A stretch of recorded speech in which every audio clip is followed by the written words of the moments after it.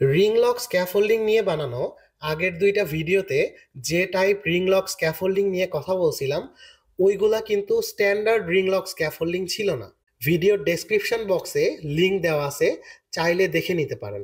স্ক্রিনে যে টাইপের স্ক্যাফোল্ডিংগুলি দেখছেন এগুলি কিন্তু international standard ring lock scaffolding.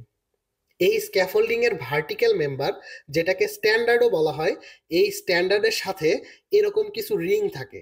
আর এই রিং এর সাথেই কিন্তু লেজার বা হরিজন্টাল যে মেম্বার আছে এবং ডায়াগোনাল ব্রেসিং গুলা আটকানো থাকে। যেহেতু এরকম রিং এর মধ্যে ডায়াগোনাল এবং লেজার গুলা আটকানো থাকে, সেটার কারণেই কিন্তু এটাকে রিং লক স্ক্যাফোল্ডিং বলা হয়।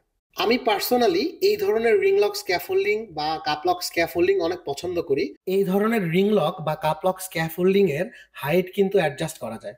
এর মাথায় একটা অ্যাডজাস্টেবল ইউহেড লাগানো থাকে। কাস্টিং শেষে এটা ডিসম্যান্টেল করার প্রয়োজন হয়, তখন কিন্তু এই ইউহেড গুলো ডাউন দিতে পারি এবং ডাউন দিয়ে ইজিলি বটম ফরওয়ার্ড এবং ক্রমান্বয়ে স্ক্যাফোল্ডিংটা ডিসম্যান্টেল করে ফেলতে পারি।